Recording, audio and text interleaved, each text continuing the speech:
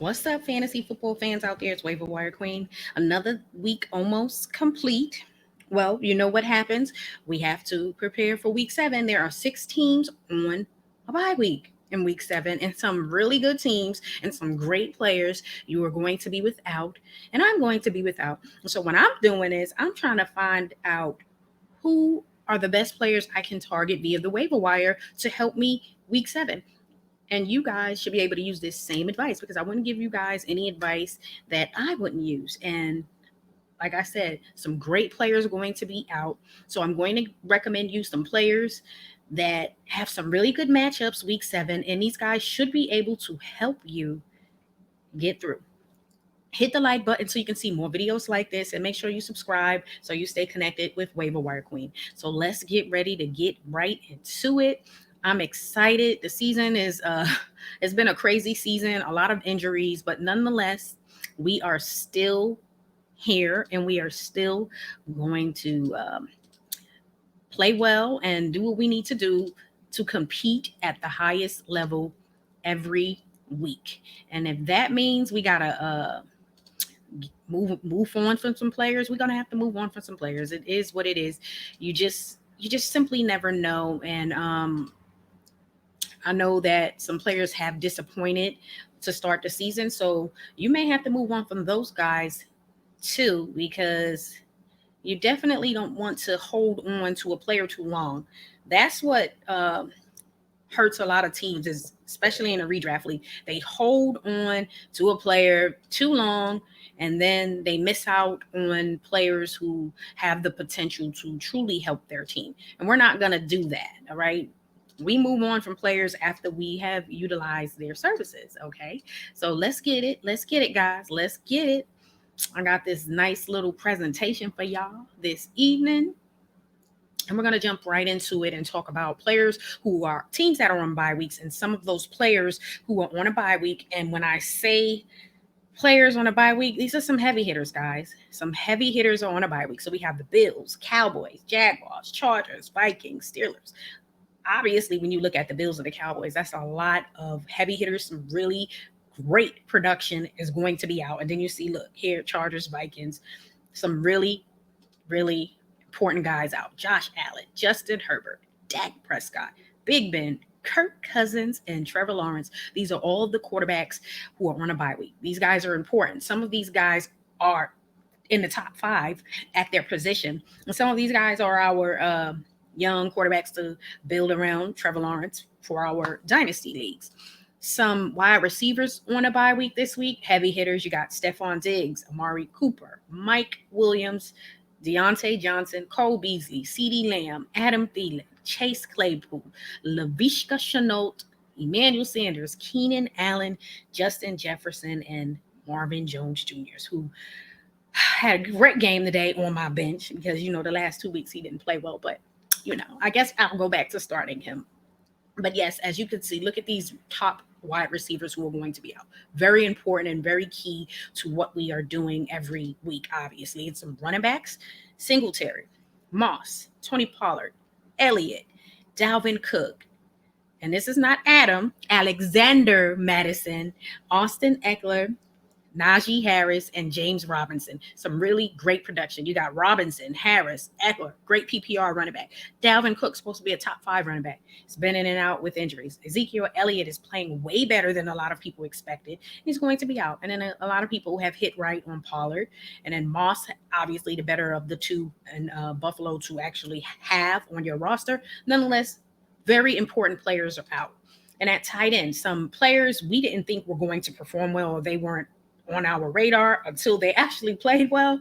Dawson Knox, solid tight end, I will say. He's been playing well every week. He is a part of that team. He's a part of what they do on offense. Dan Arnold with the Jaguars, he's just starting to become more involved in that offense since the trade. Pat Freiermuth is a young tight end for the Steelers, but nonetheless, he is just strictly for dynasty leagues.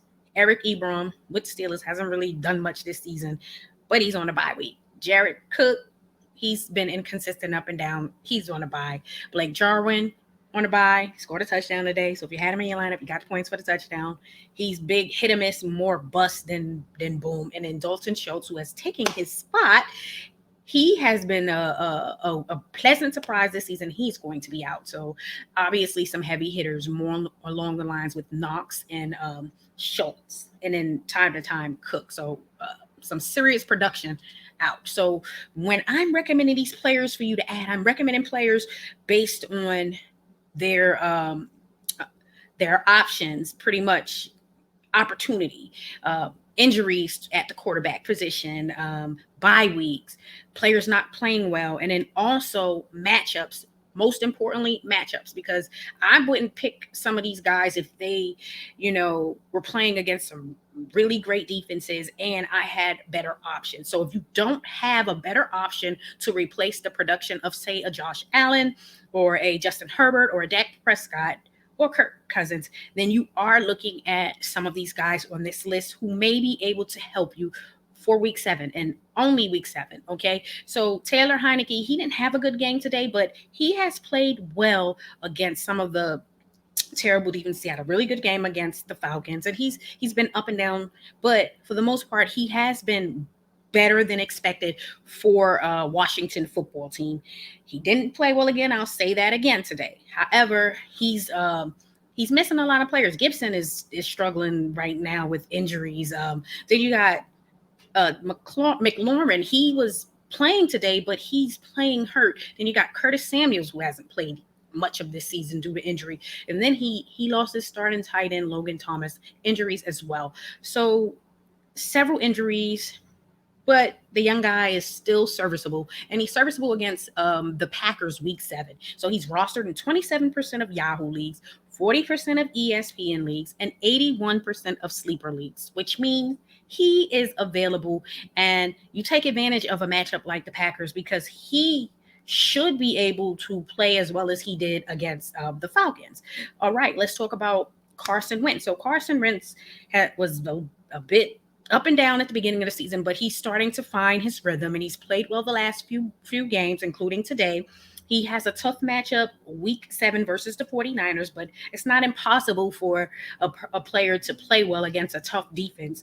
He's been playing well, so I'm going to assume that he's not going to come out there and throw up a dud.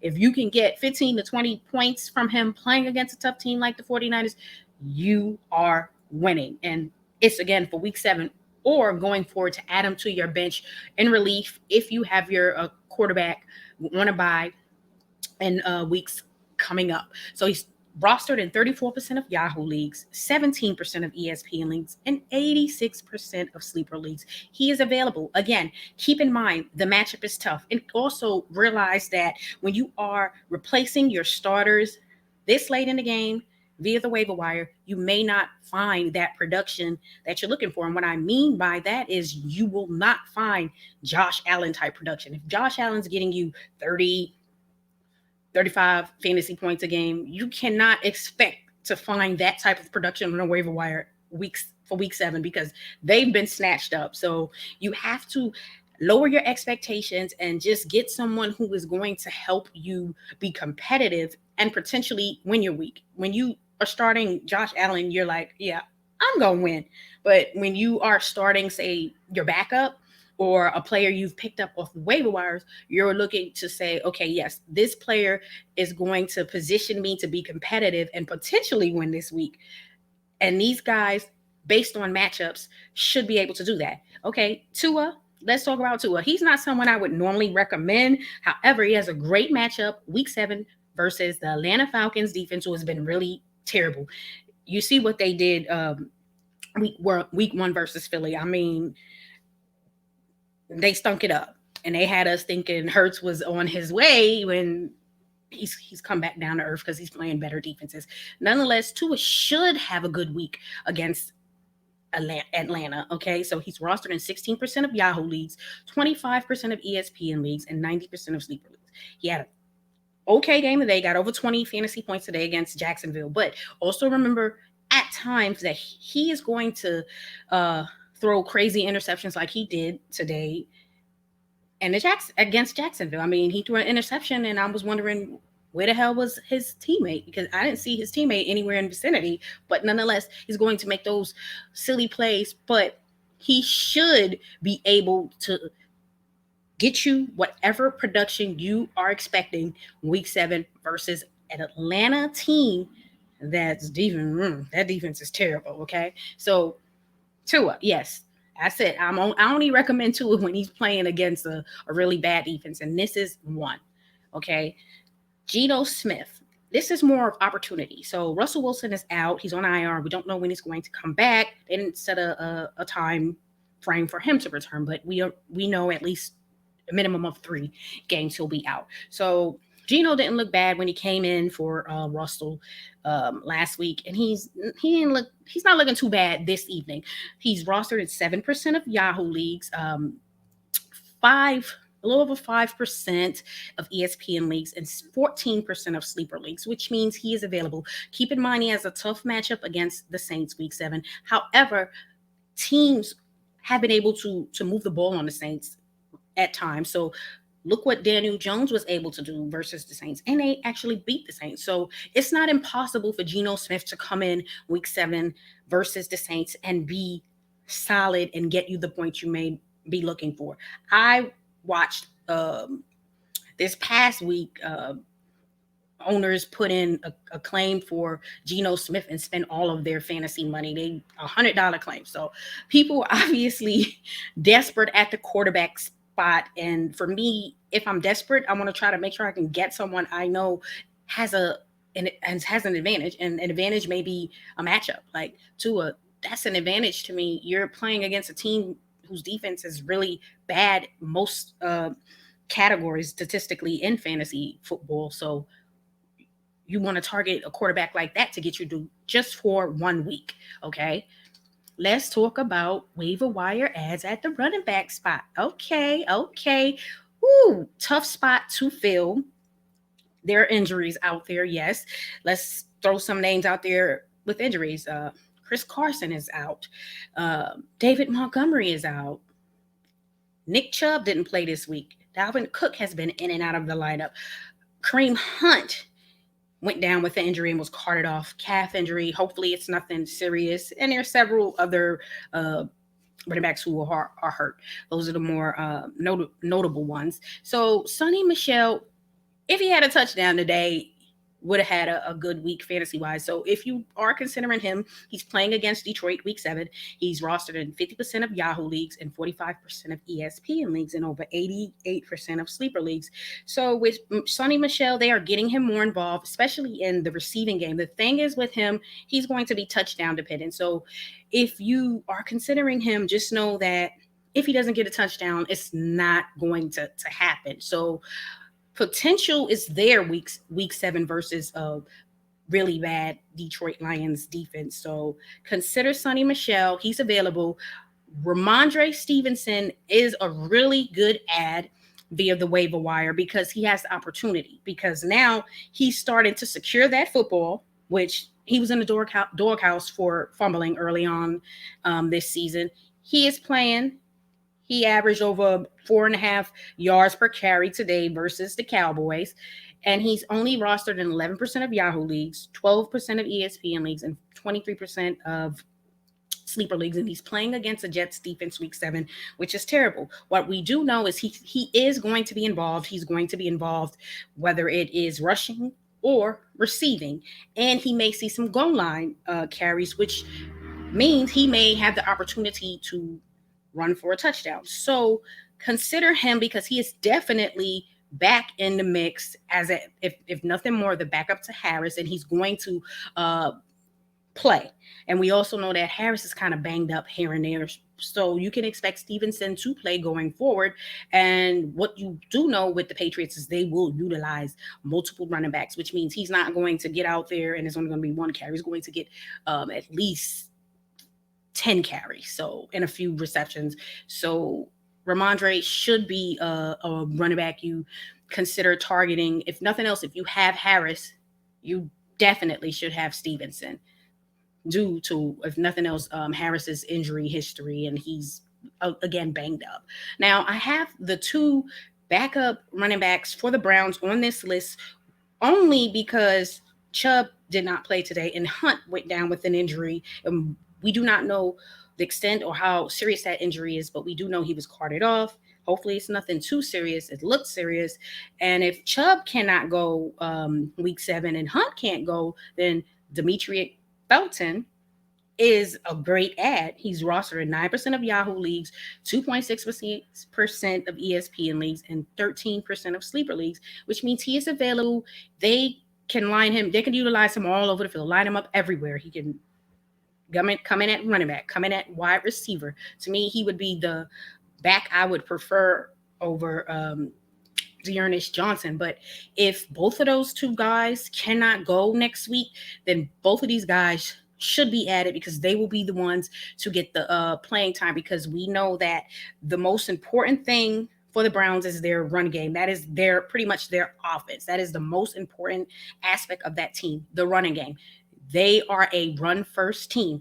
You don't want the ball in Baker Mayfield's hands to the point of where that is what your offense is. You want your offense to be the run game if you're the Browns. And when you got both of your top running backs hurt, that kind of puts you in the bind.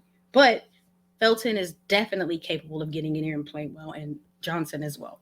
And so you should be looking at these two guys if both of those guys cannot go. But if Hunt is out and say Chubb come back, Felton, to me, should be the backup. Alex Collins, he's rostered in 52% of Yahoo leagues, 38% of ESPN leagues, and 84% of sleeper leagues. Okay, so Chris Carson is on IR. We don't know how long. He has a neck injury. Collins is the running back to own in that backfield. He played well last week, just didn't really get a touchdown. He has looked really good at times this year. I trust him. Okay, I trust that he's going to get out there. He's going to do the job. You don't know how long Carson is going to be out. If Carson can return this season, I would still keep Collins on my roster because we simply do not know what to expect when it comes from Chris Carson when it's concerning injuries, because he has an injury history and he's going to miss games every season with injuries. And the neck injury sounds pretty serious. Collins is a must add because he's starting. He is a starter. And then also you got to realize that Carson, you just don't know what to expect because of the injuries. And so if I have Carson, I would definitely make sure that I secure Collins. So if you haven't done that already, you need to do that ASAP. And then they have other running backs, but I feel like Collins is the one to add. They have Dallas, and then they also have Homer. Although they are in the mix to help, Collins is the lead. So pick him up. Other running backs to consider. So finally, Baltimore went back to using their running back. We see Le'Veon Bell got a touchdown. I'm not saying you should pick him up, but they played Latavius Murray a bit more today, and he actually got a touchdown. With me, I still feel like Latavius Murray is the guy. However, he's touchdown dependent. He's normally not going to have a high yards per carry, but if he gets a touchdown, it's a good flex play. So if he's still out there, consider picking him up. And then also Kenyon Drake. Kenyon Drake was signed by the Raiders this offseason. Well, a lot of money, and you thought they were going to utilize him more. Some games they do, some games they don't. So it's more of a hit or miss. But nonetheless, if I have Jacobs, I am handcuffing him with Drake because Jacobs sometimes miss games with injuries, as well as you can see early on this season. And Drake did have a touchdown today, receiving touchdown. So he's rostered in 53% of Yahoo leagues and 61% of sleeper leagues, which means he's still out there. He's available. I've seen him available in some leagues that I am in.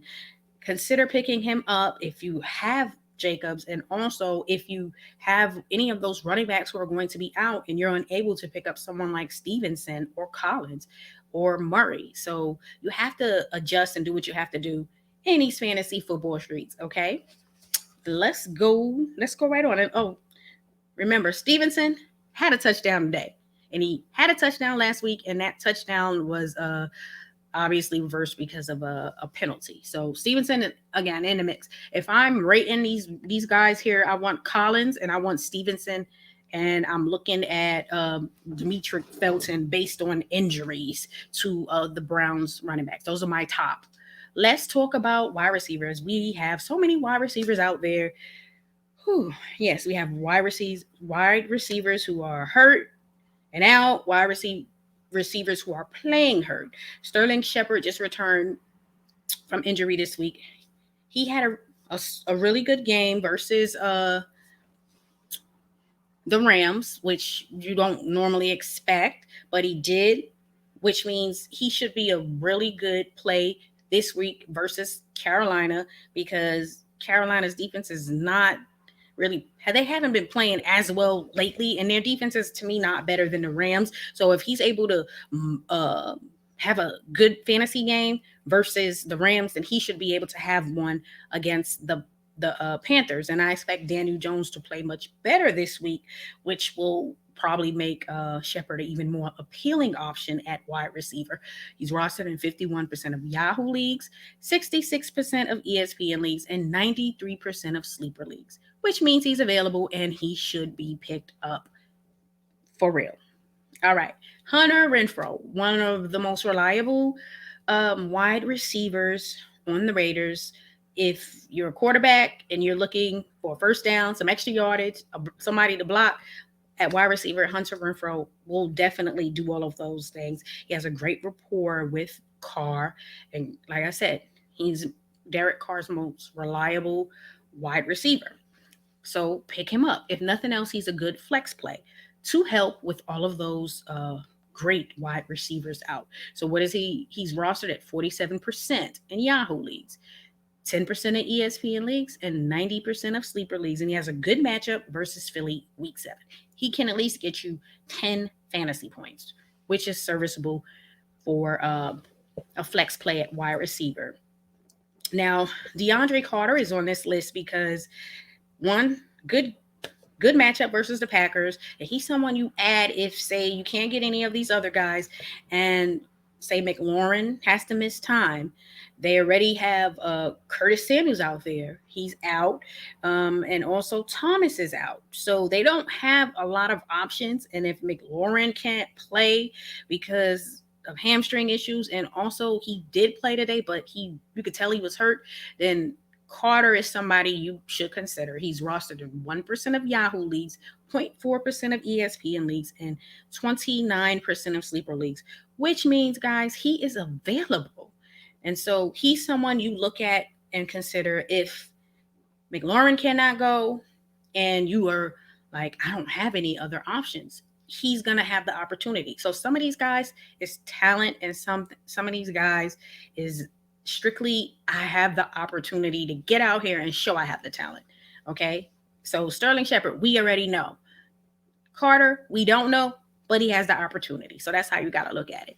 Rashard Bateman, it has returned, and he played his first game of the season today. He played well. They're going to want to get him more involved out there in Baltimore. So he's great at running routes, something they don't have right now. So pick him up. Going forward, he's going to be a part of what they do out there on the Ravens. Obviously, they're a run-first team. They don't have their top running backs. So when it's time to throw that ball, it's not going to only go to Hollywood Brown. Bateman is here because he can run routes, and he was rated one of the most talented wide receivers coming out of this past draft. So he'll have the opportunity to showcase that more as we go on this season. So pick him up. 28% in Yahoo leagues, 44% of sleeper leagues. He's available. Now, some wild cards. Jamal Agnew for Jacksonville. He's just rostered, look at that, 0% in Yahoo leagues, 0.4% of ESPN leagues, and 10% of sleeper leagues. I started him today because I had no choice in a sleeper league, because that's my rebuild league, and I didn't have a choice, and he still got me over 12 fantasy points. So he has played over 60% of the snaps the last 2+ weeks, and he's becoming more involved with the offense. You got DJ Chark out. Jones had a bad 2 weeks, and he redeemed himself today. And Laviska has just been so inconsistent and unreliable, and he's dropped a few passes, which will lose you some snaps and some targets. And Jamal Agnew is someone they wanted to get involved, and they're starting to get him involved. And there is opportunity for him because of injuries and inconsistencies. So there are targets and snaps for him to get out there and take advantage of both. And he has. So he's someone, if you are desperate and you can't get, say, Shepard, you can't get Renfro, take a chance on him because Trevor Lawrence is looking for him, and they're starting to add him to their game plan. So he's a nice, great, deep league ad, and he's going to help you. Guess what? Laviska is going to start losing snaps to him and targets because he's playing better than Laviska. It is what it is, y'all. And what do? We're going to ride the hot hand. So as long as he's hot, we're going to use him. Once he's not, we're going to drop him and move on to the next best thing. That's just what you have to do. Okay. Amon Ra St. Brown.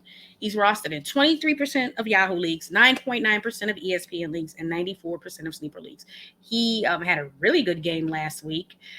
Put it like this. Detroit, they don't have any other wide receivers. They didn't prioritize wide receiver in free agency or the draft. They drafted him, but they didn't look for a wide receiver early. They could have had Bateman. They could have had some of these young rookies. They didn't prioritize it. They took him a bit late. Haven't been utilizing him much until the last week or two. He's looked good, and Jared Goff wants him out there more and wants to get him more involved. So Goff's the starting quarterback. This is something that should be made happen. And last week, he played well, and the opportunity is there. They have so many wide receivers on IR, okay? So this kid is someone to look at just based on opportunity because it's going to be there. TJ Hockenson can't do everything. He's not going to be able to sustain the production that he did, say, today, because you see the last 3 weeks he didn't have a good week. Injuries, and just when you only have one person to throw the ball to, team's going to game plan for him. So hopefully this young man can get more involved, and so there is someone else that Jared Goff can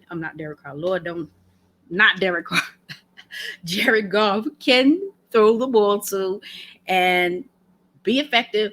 And we can see this kid play. I mean, they drafted him for a reason. Let him play. And Donovan Peoples-Jones had a good game this week. Good game last week. Okay, so today, 2 touchdowns, over 90 receiving yards. OBJ went out with injuries. Okay. He's a must-add because he's starting to get more involved, see more targets. They're going to have to probably throw the ball more if, say, Chubb and Hunt is out, and they're playing down sometimes, and they're gonna have to throw the football. And if you have OBJ out and you have Landry just returning from injury, but you don't know how effective he's going to be, Donovan Peoples-Jones has played well. So guess what? What do? You pick him up and see what he can do.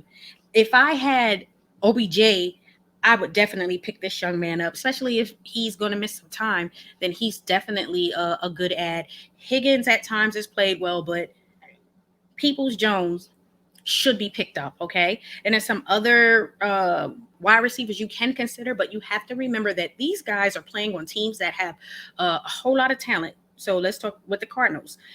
AJ Green.